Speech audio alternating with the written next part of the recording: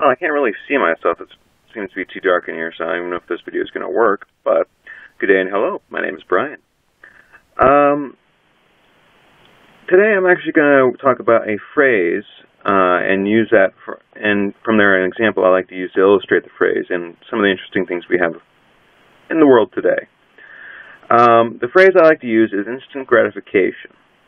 Now, this word, I'm going to break it down on how I understand it. Someone actually already gave me a different understanding of it, which is very similar but different.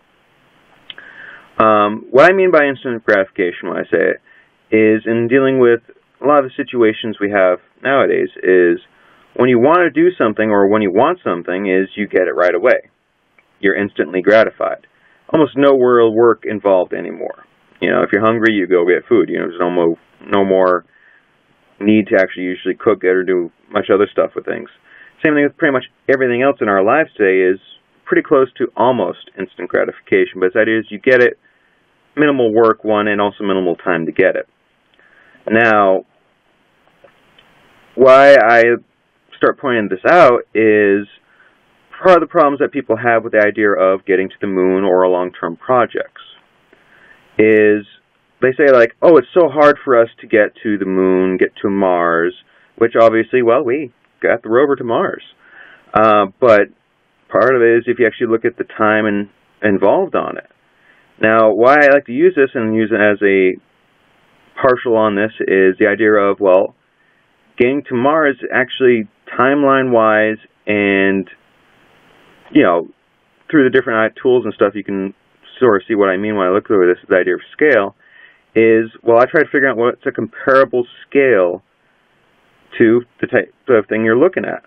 Well, think back to early colonial days when they're sailing the oceans. How long did it take to sail across the ocean? How many people were on the ship?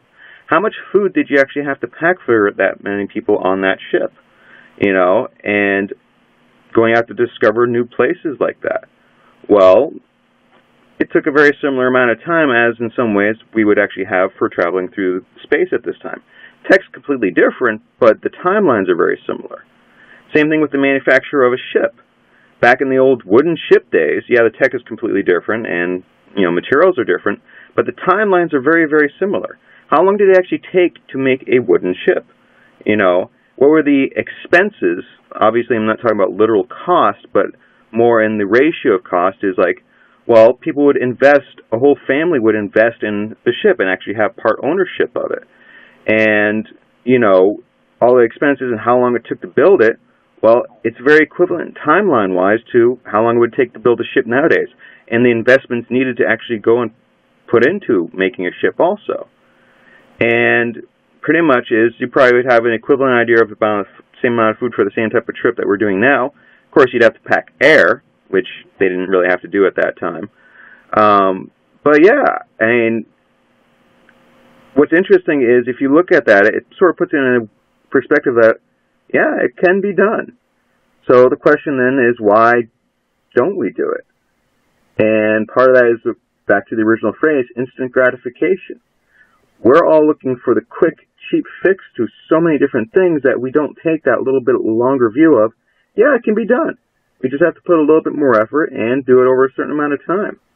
I mean, we could easily be throughout the whole solar system right now. Why aren't we?